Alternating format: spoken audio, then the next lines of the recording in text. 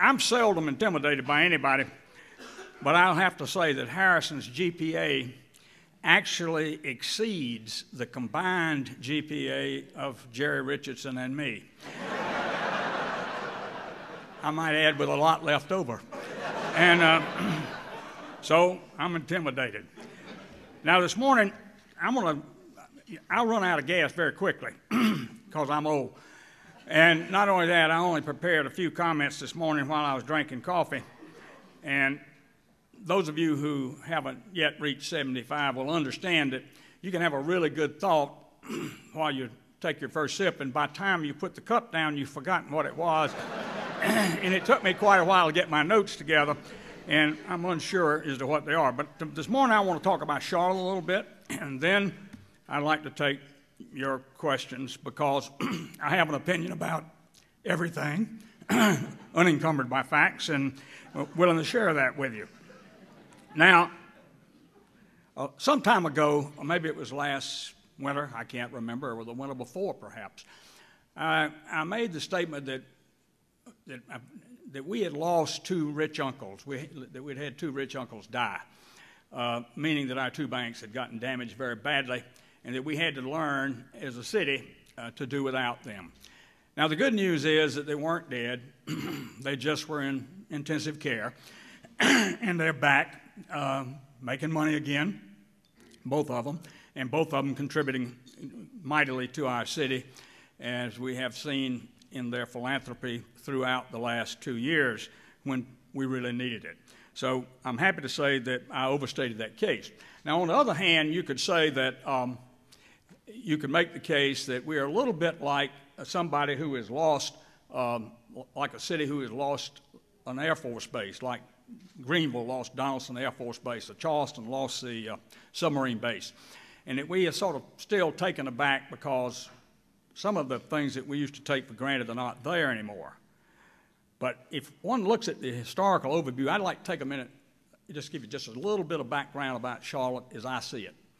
I came here in 1959 and within 30 days had a new wife, and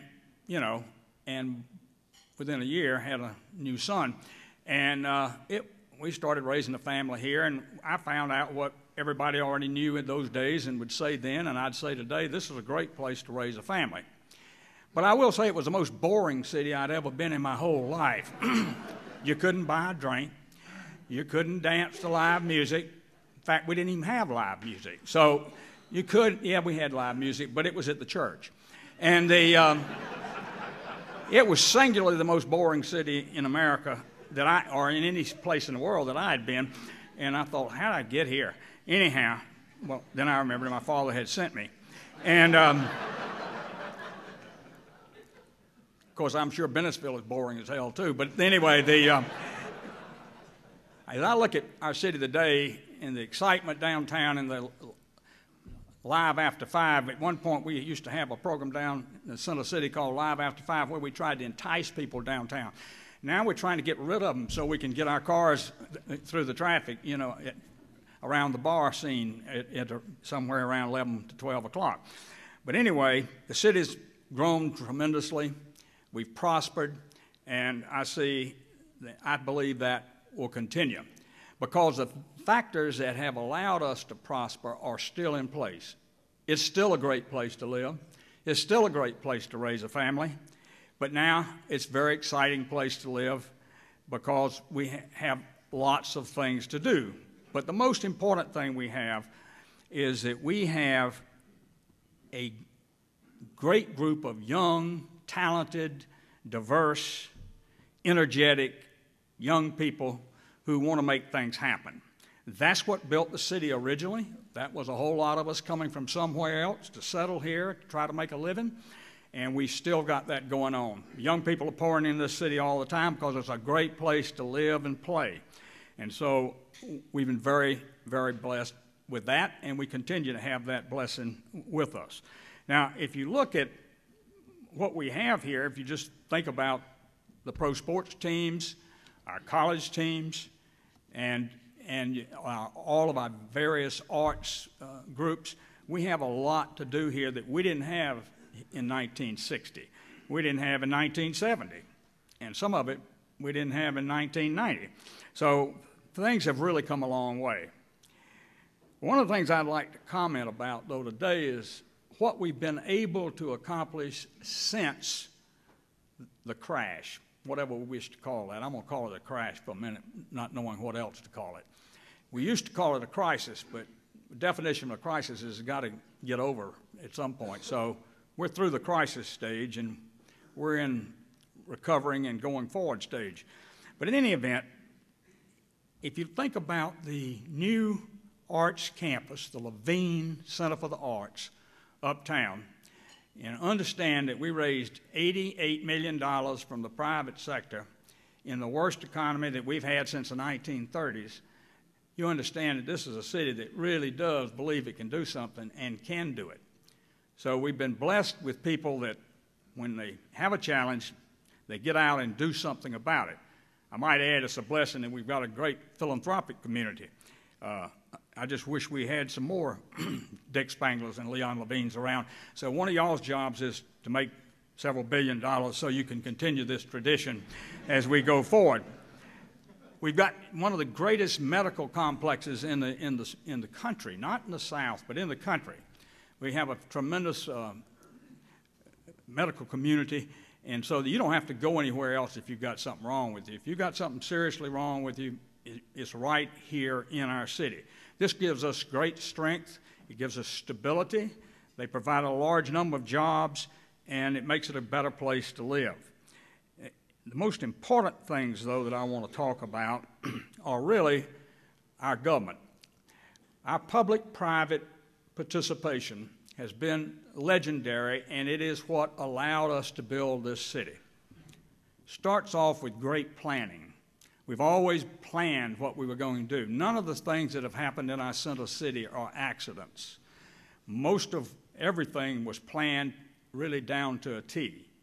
And that same planning has taken place throughout the city and the county with small area plans that our city leaders and our county leaders have executed, and in many cases executed it in concert with the private sector.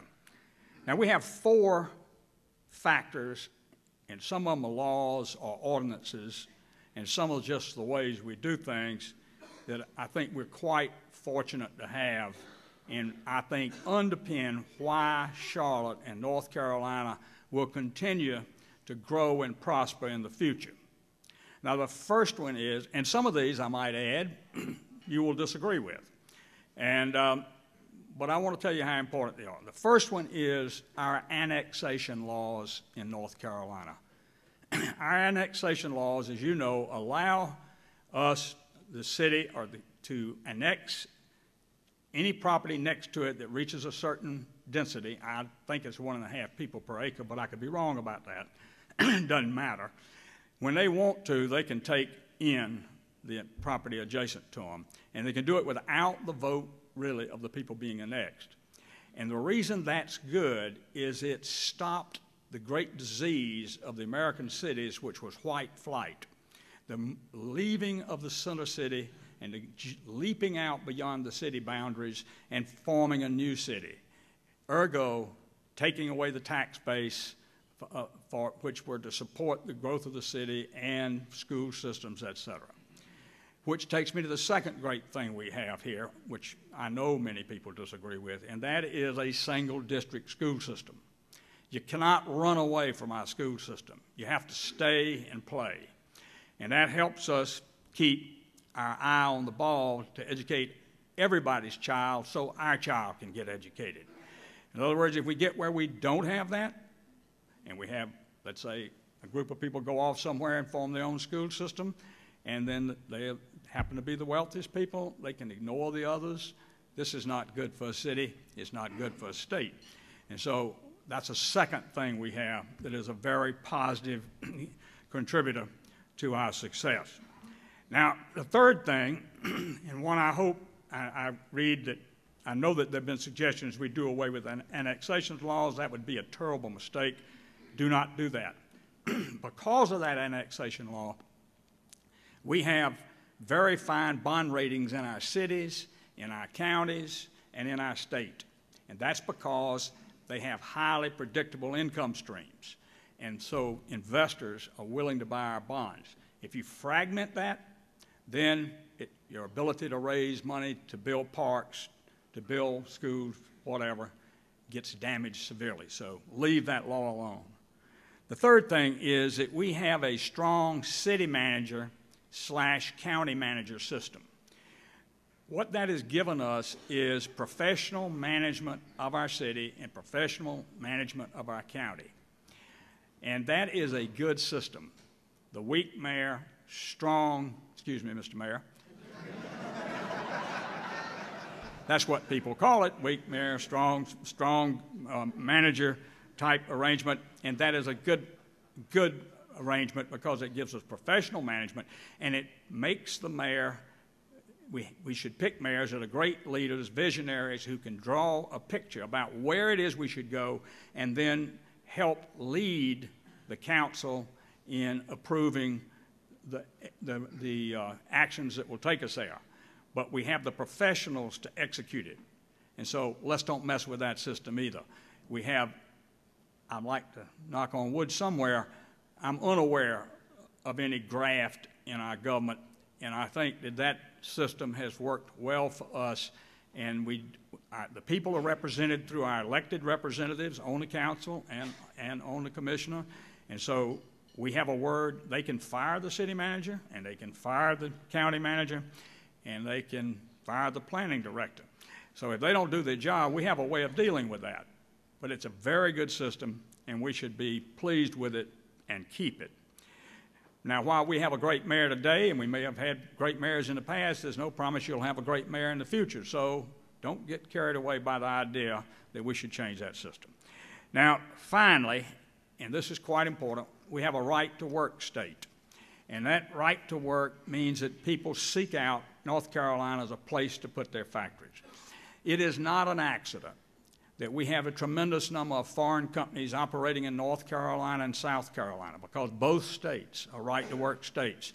And these are companies that have experienced the opposite side of that in Europe. And so they know how valuable being able to have a workforce that they can choose on their own and add to or subtract from as they see fit. And so that's another thing we should be pleased we have and hold on to.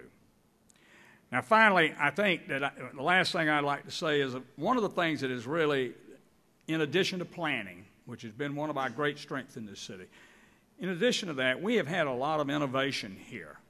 We've been willing to try things that other people haven't tried. And we have not only seen the innovation at the government level, but we've seen innovation in businesses. We have lots of new businesses being formed all the time, and that will be the future of our city. Two things. Because of what we have, we'll be able to attract other businesses here, and there are many that move in here every year, and that's good. But just as importantly, we have the brains and the energy and the workforce that allows us to continue to create new jobs and new opportunities. I like to use my own business as an example. McColl Partners didn't exist 9 years ago, 10 years ago, 9 years ago. In fact, today is the birthday of the day that we got our charter. We got our charter on the day before the airplanes hit the World Trade Center. So it was a very inauspicious start. I'm happy to say we made money from the first day on. And we started with no customers and no revenue. And there's nothing to focus the mind as mightily as being broke. And and I might add, I had very young partners who had a lot of babies, so we were a lot of mouths to feed. So we got busy in a hurry, and it worked out. And then many other new businesses being formed every day here. So all of those things are important. I don't know how to, the one thing that I know that we still don't have that I want, which drove me through my entire career. When I first went to work, one of the things I was struck by was the fact that the South had really not accumulated any capital, that we had come out of the Civil War with a lot of problems. We had compounded them through our separate education system, and that we did not have the capital formation that the North had. And that drove me in building our bank. I always wanted to be able to have all financial decisions made down here and not somewhere else. Now, I think we accomplished some of that, but we still do not have enough venture capital in our city, and that's the thing that we all need to work on, is attracting venture capital here. Now, we have a great set of universities here. We're lucky. We have in Queens University, University of North Carolina at Charlotte, Johnson C. Smith University, and I always in Johnson and Wales. And we always add Davidson there because, hey, if we'd annexed them fast enough, we'd own them too. But anyway, we've got a lot of great schools here, and we're lucky. So my outlook for Charlotte is quite positive because of the real strength we have is the people like you sitting in the room that want to make a difference. We've got a good government, and I think we have good operating environment to grow. So the real issue for us now is to forget about the two rich uncles and let's get up and go do it. So that's my little talk for the day. A definition of success? Wow. I don't know the answer to that. I think success is when you can reach up and grab your potential. That is, when you are allowed to go as far as you can go, then I think that's success. And I was thinking about, is it Cahill Gibran? Definition of happiness is when a man makes peace between his ambitions and his abilities, and or ambitions and limitations. And I think that happiness is learning to look at what you have and think how blessed you are, as opposed to always wanting more. But I guess the greatest happiness I know is having children and grandchildren. But you know, there are other ways to be successful. But there's having a successful son like this young man we have here tonight. Tonight, hell, I'm still at that cocktail party. But anyway,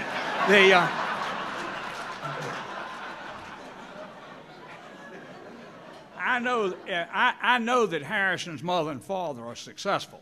Let me put it that way. That's what I think. Good, thank you.